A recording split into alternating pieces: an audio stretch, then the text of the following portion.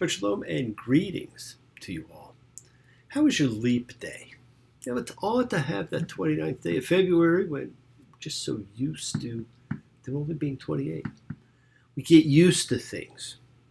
Change makes it more difficult for us. How's your leap month? You know, it doesn't have the same type of effect, does it? We simply say, it's a late Passover. It's actually not late. It's right when it's supposed to be.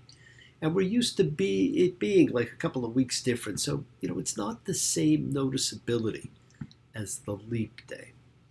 Now, whether it's a leap year or not, it's now March.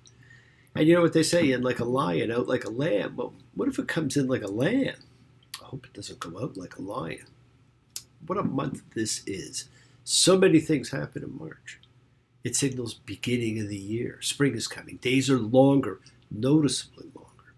Coming up, of course, we have the March equinox, which is the first day of spring. There is balance in the world with equal day and night, light and dark. The Persian New Year, Nowruz, New Day. And of course, Purim, when we read the book of Esther. We parade in costume, and even her name was a costume. She was Hadassah, the myrtle, transformed into the Persian queen Ishtar. We celebrate with four simple things. Be charitable. Honor that Purim occurs, that is, acknowledge the holiday that it happened. Hear the story. Celebrate. Party. Eat, drink, and be merry. Friends, never let your spiritual connections get lost in details. Think about what it represents. The ability of the powerless to influence and shine a light and make a difference. In that instance, a woman with no rights and no ability to speak up did, and ended up saving a people from genocide. We may be seeking another in these sad times. Perhaps you will be the voice. In today's world, anyone can be. It also gives you the chance to think about who you want to be. Are the masks we wear the masks of who we pretend we are, or who we want to be? Well, Circe, the Queen of Cups, come visiting again. When you visit or welcome your guests, encourage everyone to choose freedom. Spring represents our ability to throw off the shackles of winter and free ourselves again, our souls, our bodies. It tells us that Passover, the festival of freedom, is coming. Stand up to the hate, to the senseless protests against freedom that are so prevalent in our society today, because when those freedoms are gone, they will not be coming back. I remember what appeared to be diminishing anti-Semitism in the 60s when acceptance was a valued commodity. And how we've now gone 180 degrees from there. The mobs are gathering. Anti-Semitism and anti-Israel have become the same sadly accepted behavior. The students are harassed, businesses boycotted, homes threatened. Where have we seen that before? I'm tired of seeing the armed police having to protect simple houses of worship. That's not right. We are the same. We must overcome division to unite in love and acceptance. Just as we unite when people the world over gather as like-minded groups in their collective consciousness of seeker shoy faith. Any and all faiths love, any and all loves, a true chavura of fellowship. As we express our nature of kindness, compassion, thoughts, feelings, hopes, dreams, and wishes, unites us all in this community house of spirit, Beth Ruach. Sharing and bringing light, keeping fear at bay, and even though together, we're all individual in our approach, each connecting in his or her or their own way. So it's a game. Please do go ahead and invite everybody you know, physically, digitally, psychically, emotionally, spiritually, to gather and share. From Psalm 133, the Hine Matov, come together. Hine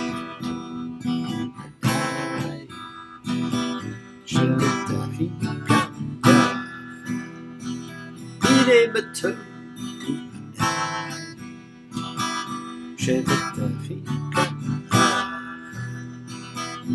How good and how pleasant it is for brothers and sisters together. Community. Community. Community. Together. And we support each other in this community. So let's all spread love, goodwill, fellowship to the world. Remember, friends, this is you setting aside just a little bit of sacred time in your own sacred space to honor and converse with whoever, whatever you happen to believe in, because we all believe in something.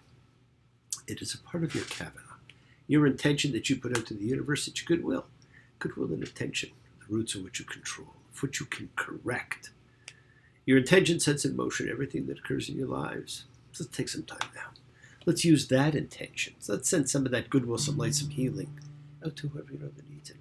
Healing and renewal are for everyone. Flow through space, finding those in need. So send it out. For those you know, for the souls and spirits of everybody you love. So think of whoever that needs healing and renewal and love or just plain goodwill. Focus on them. Call their names. It's not just for people. It's for our pets. It's for the earth. It is the healing of the world. The Tikkun Olam. It's part of our spiritual genetic makeup, and a part of the healing of the world is always send thoughts and energy for health and renewal and goodwill for everybody. They don't have to be sick, although primarily it is used for the sick. It's for those in our hearts and our minds. So let's all send energy out for the people that need everybody. And special thoughts and prayers always go out for those who truly are in need of assistance. We pray for those who need prayer. We don't have to know them. Prayer is our method of asking God. We want health, recovery, good life for everybody around us. For Mita, Carla, Kathleen. For Jessica, Leanne, and Lucy. For Gabe, Maria, Marilyn. For Charles, Shelley, Gloria. For Howie, Lisa and Sharon. For the Cardinal and Barbara. For Pam, Joel, Andy. For the poor, run, ragged builder. For Linda and John, Maria. For Doria. For Teresa and Johnny. For Fern. For Ronnie. For Connie. For Snoopy. For Kay. For Nina and Danny. For all those who are suffering and in need, let's not forget to include the familiars of our lives, all our sacred animal friends everywhere. For everybody you know in need, for the whole world. For Devora. Friends, it is the kindness, healing, wishes, goodwill, and love we all send out. It just circles the world finding those in need. So thank you, each of you, for all you do, for all you care, because the world is a world of spirit, and spirit, my friends, never dies.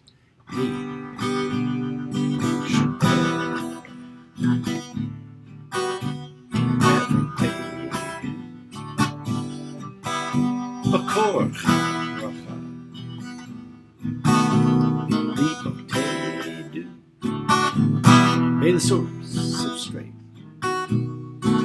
bless the ones for us. Help us find the courage. Make our lives blessing. The renewal of body. The renewal of spirit. Let us say, Amen.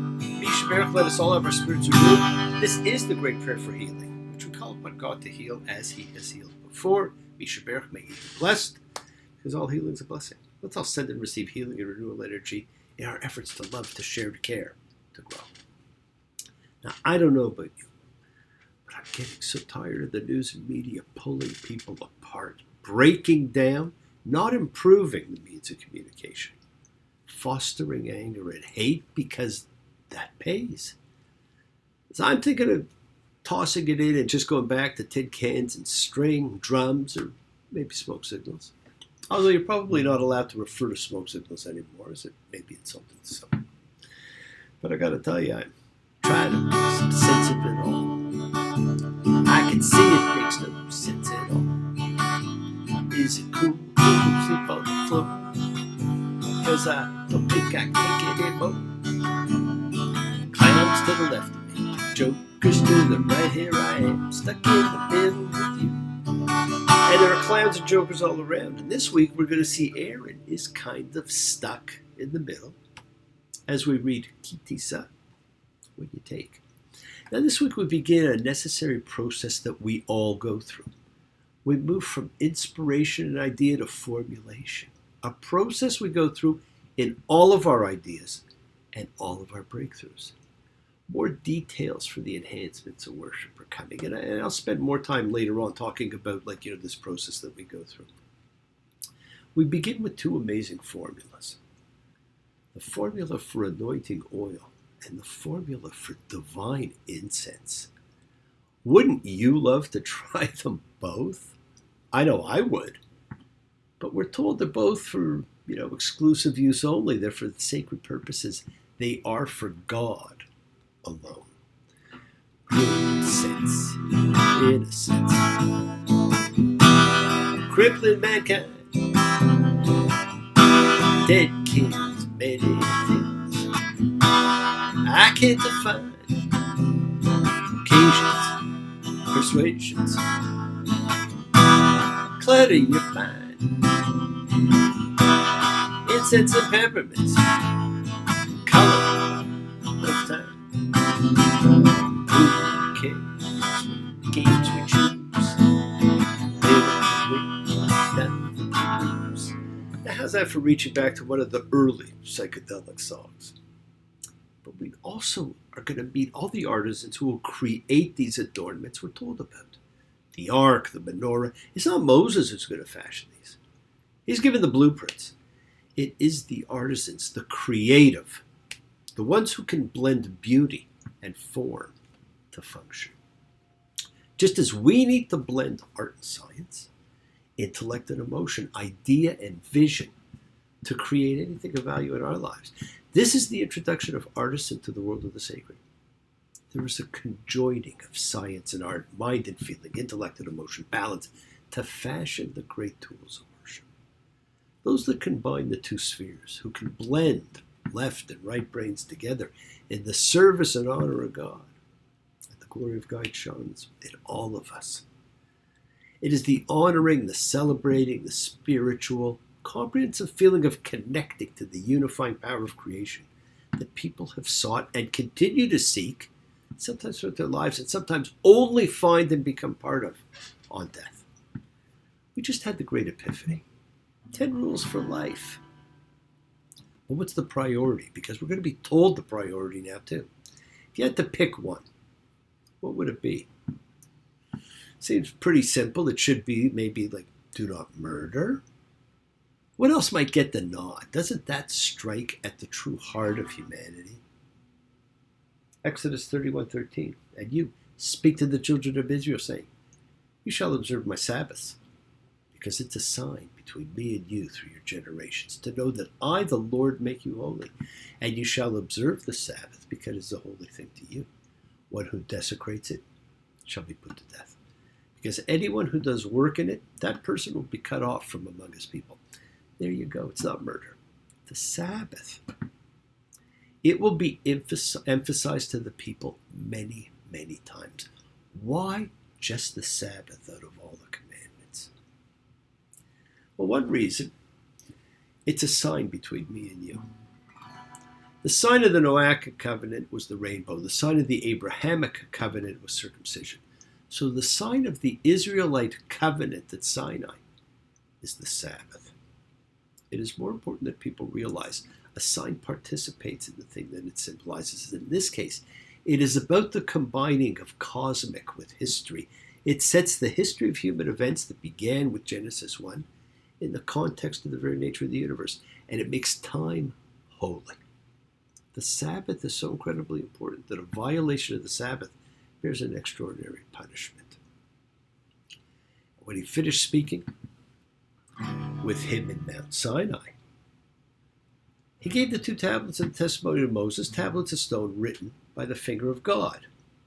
So in case you weren't sure what was going on here, God and Moses has been having a very private talk. God's been giving instructions to Moses, and the people and he have been separated, and they actually have been for 40 days. And God gives him the tablets of stone written by the finger of God on both sides. And who wouldn't want to see those? But meanwhile, back at the ranch, Exodus 32:1, people saw that Moses was delaying coming down from the mountain. And the people assembled at Aaron and said to him, get up, make gods for us who will go in front of us. Because this Moses, the man who brought us up from the land of Egypt, we don't know what's become of him. And Aaron said to them, take off the gold rings that are in your wives, your sons, your daughters' ears, and bring them to me. The Lord spoke to Moses, go down, because your people, whom you brought up from the land of Egypt, has corrupted. Now, this is really what I want to focus on in this reading. There's a lot here, but this is the story of the golden calf and Moses' destruction of the tablets of the covenant. Then we also get this great misinterpretation, possible mistranslation, and saddle description of Moses that has led to stereotypes to this day. There's a lot in this little reading. Now, the golden calf has been with us, the last 3,500 years. It may have undergone changes, but it's still there. So what are the golden calves of life? Well, for everybody, they may be just a little bit different, but for many, they're very similar. Certainly gold, money, fame, these days perhaps crypto in with gold. How about power, influence, maybe control as a modern golden calf? Or some pray at the altar of power, maybe prestige. Or so-called influencers who primarily are never experts in any subject, influence the mindless masses or mob around them. We've moved far from just considering money as the new God image. And maybe, just maybe the newest acknowledged, but perhaps oldest of all, and perhaps the most destructive in reality, is the ego. The peak shall cause your tower to fall. Make of you a pile of flame. Oh, you moved well on many waters, rich in treasures, wide and fame. Now unto your God of gold, your pride of might shall be your shame. For only God can lead his people back into the earth. Oh, God, man,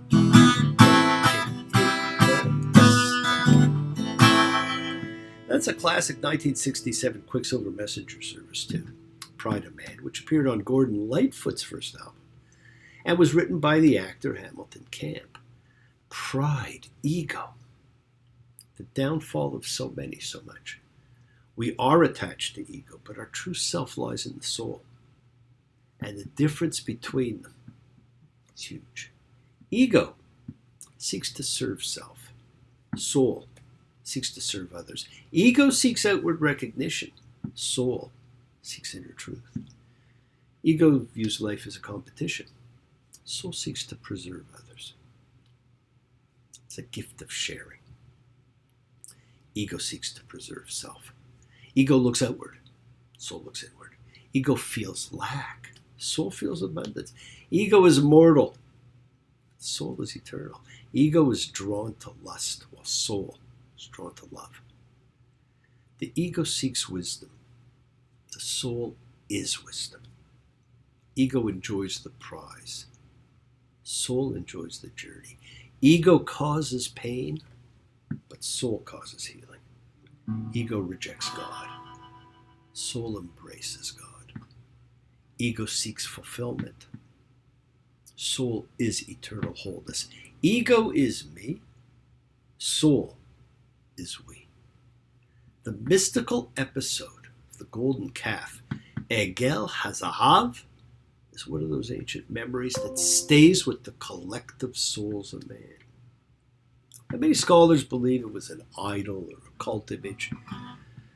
What it represented has been debated by scholars for thousands of years. In the Near East, there is common images of bulls and calves.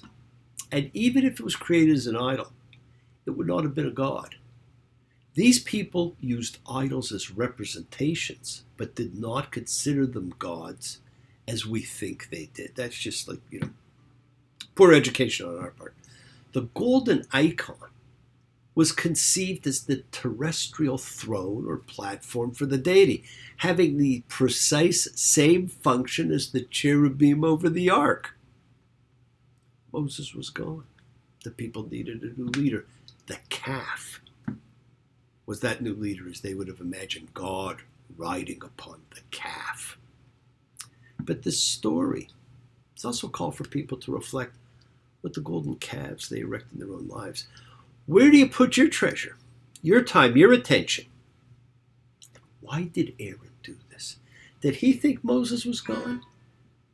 What did he believe in? It would make a great midrash for you. It is a perplexing question. What made Aaron make a golden calf for the people? It is the great bane of man. It comes from doubt and fear, the things which still imprison us and the things we celebrate, Passover to get rid of. He says he simply threw gold in the fire and out came the calf. It's not quite the truth. And that's where translation comes in. Aaron's fear got the better of him. It's one of the important mistranslated words in this reading. Exodus 32:4. And all the people took off the golden rings that were on their ears and brought them to Aaron, and he took them from their hand, and he fashioned it in a mold and made it into a molten calf. They said, "These are your gods, O Israel, who brought you up from the land of Egypt." Then Aaron saw, and he built an altar before it. Va'yara is the word for "and Aaron saw" in Hebrew. Now, in the original biblical Hebrew text, before vowels were added, it could also have meant, and Aaron was afraid. Same letters. That makes more sense and tells us why he did what he did. Fear. Aaron was afraid. How much does fear still rule you? We've all seen the great scene in the movie. Moses destroys the golden calf and the tablets written by God at the same time. So he goes back to God, confesses to what he did, and this time God tells him, carve the tablets and write on them. I don't know about you, but we had a set written by God. And now to replace them, a set written by Moses? Talk about lunchbag letdown. They're not the same. There are some minor differences that you're going to read. There are minor differences between these and the ones spoken over Sinai at the Great Epiphany. Moses comes back down the mountain. We get our second major mistranslation. Exodus 34:29. It was when Moses was coming down from Mount Sinai. And the two tablets of the testimony were in Moses' hand when he was coming down from the mountain. And Moses had not known that the skin of his face was transformed when he was speaking with him, meaning God. And Aaron and all the children of Israel saw Moses, and here the skin of his face was transformed and shining. They were afraid of going over to him. His shining face became the myth that Jews have hordes because of the similarity of the words for shining and horde, particularly from the Latin from which most translations come from. My Prussian blue electric clocks, alarm bell rings, it will not stop, and I can see no end in sight, and search in vain by candlelight for some road that goes nowhere. There's some signpost that is not there, even though we follow the break, shining brightly, quite insane. Shine on brightly. As the world is sacred, so is everything in it. Express your gratitude, light a candle, make a wish. Celebrate your lives and the lives of those you love. Share your feelings with them. Live free, be free. Honor your freedom. Be well, be happy, be blessed. Share and honor the light, and all who live in the light and continue to shine. Continue to send everybody you know goodwill and love. Pray for peace and freedom for everyone. An end to terror and hatred. Remember, friends, we're a community. We learn together. We celebrate with each other. We love each other. We share the ride together, men and women equally. Let's all send out love, not fear. Send out peace, harmony, goodwill, and healing to all who need it. And please do. Learn to forgive. Learn to love. Open your hearts. Honor the relationships of your life and tell those you love that you love them. Examine your intentions. Use them to imprint your will on the universe, because we set in motion all that happens in our lives. It is our intention, our Kavanaugh, our cause and effect. Everything's linked. You always have time to forgive and be forgiven. You have the knowledge of what's good and bad, so acknowledge what you've done wrong to yourself, to God, to any person you've wronged. Ask forgiveness. But do so with sincerity, accountability, and vulnerability. Forgive those you've hurt as you learn to be a forgiving and compassionate person, because the secret of forgiveness, compassion, and peace is all in acceptance. Can you accept yourself, other people, the world, just as they are? Can you accept life as it is without trying to control it? If you do, you can experience the peace that acceptance brings. So keep on dreaming, my friends. Keep on being, keep sharing, keep shining, keep teaching. Keep spreading joy and goodwill. Do not follow fear, follow love. It is always in front of you. Work to be present in the body. Expand your heart, quiet your mind, because the deepest source of real power lies in your consciousness, in your ability to be mindful, to be aware, to be present in all of life's circumstances. Love with the heart, because we're all part of a greater whole. Embrace love, not fear. Forgiveness, not anger. Be there for someone, because someone is always there for you, whether you know it or not. Continue to explore faith and belief, and do not accept shame as a natural state. Whatever you feel, others have felt. Whatever you've experienced, others have too. Share together. We learn together. We help each other. Because we are each of us trying to find love and acceptance and support. We all have or could have that special someone in our lives. So find them. Tell them what they mean. You're never alone on your journey. Keep forgiving those you need to forgive, and keep asking forgiveness from those you need to ask forgiveness of. Listen to that voice of God as he, she, it, them, they, whatever, talks to you. We're always reminded to remember our relationship with God, the Creator, the universe, whatever term appeals to you. But to do so, put your ego aside, the great hidden golden calf that all of us carry. Its desires are transient, belongs in the realm of things that must pass. Sunrise doesn't last all morning.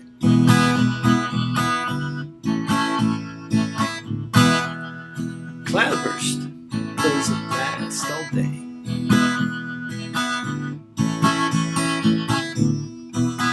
Seems my love is up and has left you with no warning. Not always going to this gray. All things must pass. All things must pass away. Now the immortal words of George. Now thank you for joining me, my friends. Check your ego at the door. Shabbat shalom and blessings to you all. Take care. Thanks.